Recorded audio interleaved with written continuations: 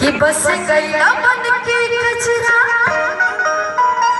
अरे अखियां के कोर में अरे ना जाने जादू कैसे यार हो गया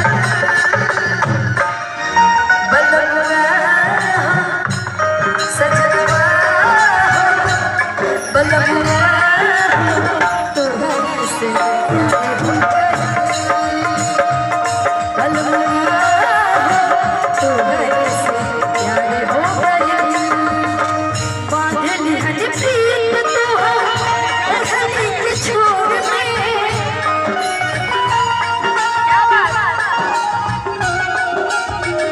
बस खैला बन के गजरा अखियां के कोर में ना जाने जादू कैसा प्यार हो गया बलवा सजनवा तुम्हारे से प्यार हो गया बलवा तुम्हारे से प्यार हो गया।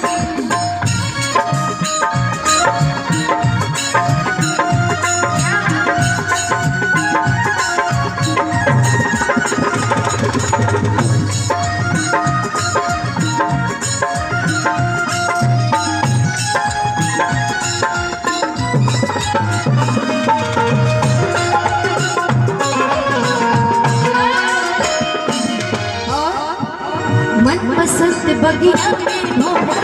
के तो हुआ गया मधुर मिलन की रसन सुनाई तेरा की सुना गया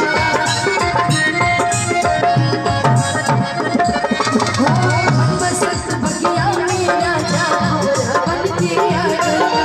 मधुर मिलन के रसन सुनाई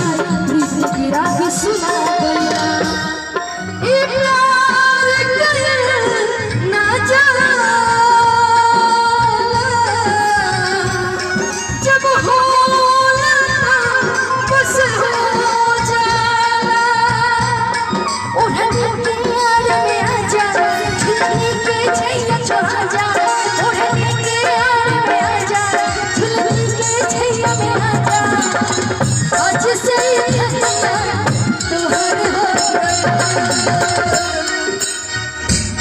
बलवा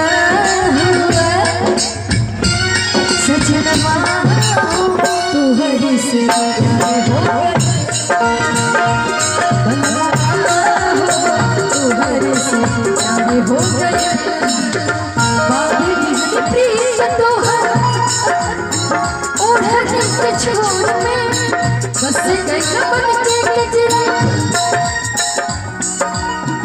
अखियां के कोर में ना जाने जादू कैसे यार हो गया बलवा सजनवा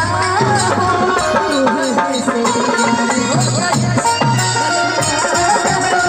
तुम्हारे से प्यार हो गया सजनवा